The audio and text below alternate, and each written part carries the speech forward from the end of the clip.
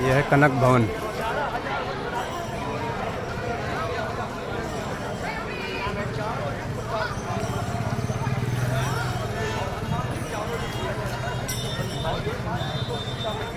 फुआरे होत न आज्ञा बिन पैसारे, राम जी कलयुग के राजा हनुमान जी को बनाए। और द्वापर करीब आ गया, अब युग का परिवर्तन हो जाएगा।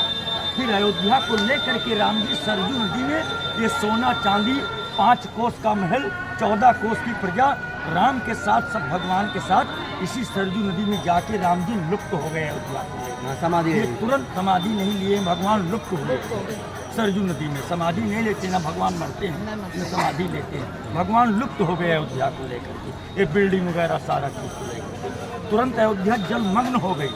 तो सोना चांदी सब राम के साथ चला गया हुआ अयोध्या, और तुरंत युग का परिवर्तन हो गया।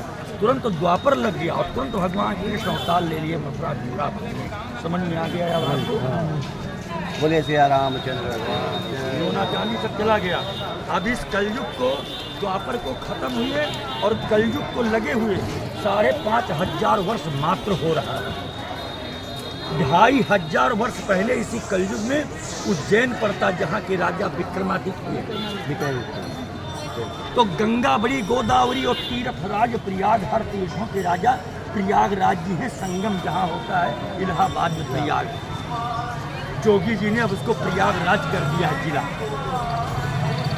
तब वहाँ हम मनुष्यों का पाप वहाँ धुला जाता है, और वो जब पाप से भर जाते तो उनका पाप यहाँ धुला जाता है। हनुमान जी और हर रामायण में लिखा हुआ है कि गंगा बड़ी, गोदावरी और तीर्थराज प्रयाग, और सबसे बड़ी अयोध्या जहाँ राम लिए अवतार। समझ में आ गया? तो जैसे शरीर से ऊंचा ये मस्तक होता है, ऐसे पूरा तीर्थ धाम जितना भी इस पृथ्वी पर जो कुछ भी बना है सारा ये शरीर है, और सबके मस्तक अयोध्या धाम राजा राम। समझ में आ गया या बाबू? तो इस कलयुग में विक्रमादित्य को प्रयागराज जी के द्वारा मालूम हुआ है कि अयोध्या की भूमि ये है। इस कलयुग में सरयू घट करके और यहाँ जंगल हो गया। तब विक्रमादित्य को मालूम हुआ कि अयोध्या ये है, प्रयागराज जी के द्वारा। और विष्णु भगवान के प्रतापी से कामधेनु गौ उनको मिली। सरयू नदी में 3 मूर्तियाँ मिली। कामधेनु गौ के स्तन में फूल का लोटा लगा दिया कि जहाँ ये लोटा गिरेगा वहाँ राम जन्मभूमि मानी जाएगी। गौ दौड़ते हुए वहाँ दूध गिराया जहाँ क्रेन लगा हुआ, जहाँ आपने मोदी जी वाला मंदिर देख करके आए, वहाँ दूध गिराया, वही लोटा गिर गया और वही परसूती गिरह लिख गया। जहाँ जहाँ गौ खड़ी होती थी मंदिर का नाम अपने आप लिख जाता था और दूध का धारा हो जाता।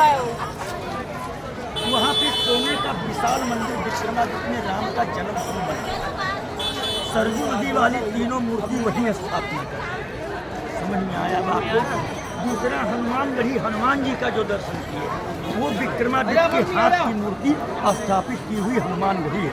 लेकिन जो चढ़ करके सीढ़ी गए हैं देखें, पहले 64 सीढ़ियाँ थी, अब जोगी जी ने कटवा कर छोटी छोटी कर दिए, 84 सीढ़ी चढ़ कर गए। ठीक है, लेकिन जो विशाल मंदिर देखे हैं हनुमानगढ़ी, ये लखनऊ में वाजिद अली शाह के नवाब, जिनके शरीर में कुष्ठ रोग हुआ और वो आकर के हनुमानगढ़ी हनुमान जी से मान्यता माना। हनुमान जी ने उनकी मान्यता पूर्ण कर दिया, वो रहे नहीं। उनके लड़का मंसूर अली ने आकर के दोबारा जीर्णोद्धार करके विशाल मंदिर बनाया। समझ में आ गया आपको? तीसरा ये कनक भवन, जो विक्रमादित्य ने छोटा सा मंदिर निर्माण किया।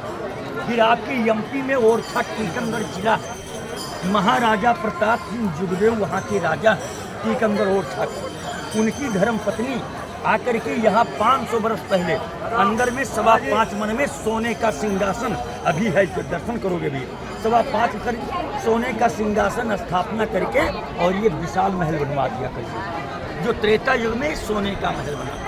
और ये माता कैकेयी का महल है। और जब राम जी जनकपुरी से शादी करके सीता को अयोध्या लाए थे तो राजमहल आगे है जहाँ सीता की डोली उतारी गई।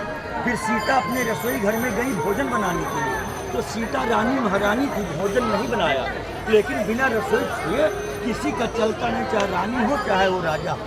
ठीक है, दशरथ जी काशी जाते अन्नपूर्णा देवी को लाते हैं। वो अन्नपूर्णा देवी आप हमारे घर में, सबके घर में माँ होती हैं। वो सीता जी का व्यंजन बनाती हैं और सीता माता अपने हाथों से कुटुंब परिवार को परोस करके भोजन करा देती हैं। फिर जैसे अपने घर में कोई बहू आती है तो माँ बहन मुँह दिखाई करती, वस्त्र पैसा आभूषण देती।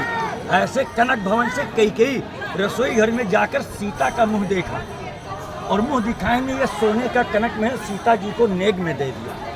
और नेकदान ऐसा होता जिसको दे दो उसी का हो जाता। जब कैकेयी ने सीता को दे दिया तो ये कैकेयी का महल नहीं रहा, इसीलिए यहाँ कैकेयी का दर्शन नहीं मिलेगा।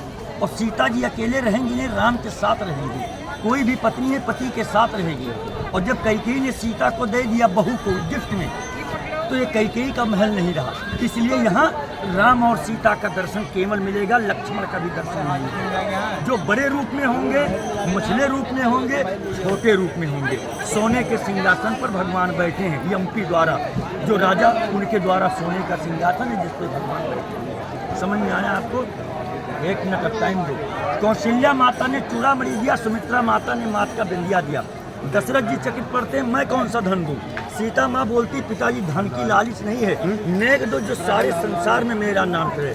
तब दशरथ जी सोच करके कहते, मनुष्य आज तक राम कहता था, आज से राम कोई नहीं कहेगा, पर देता हूँ कि पहले सीता और पीछे राम। कैकेयी ने कनक भवन, कौशल्या ने चूड़ामणि, सुमित्रा ने मात का बिंदिया और दशरथ जी ने पहले सीता रखा फिर राम रखा। ऐसे विक्रमादित्य ने केवल 6 मंदिर का निर्माण किया है उसी महल में, और मंदिर का नाम अलग अलग कर दिया। इसीलिए एक यहाँ है तो एक वहाँ है, क्योंकि 5 कोस का महल था दशरथ जी का।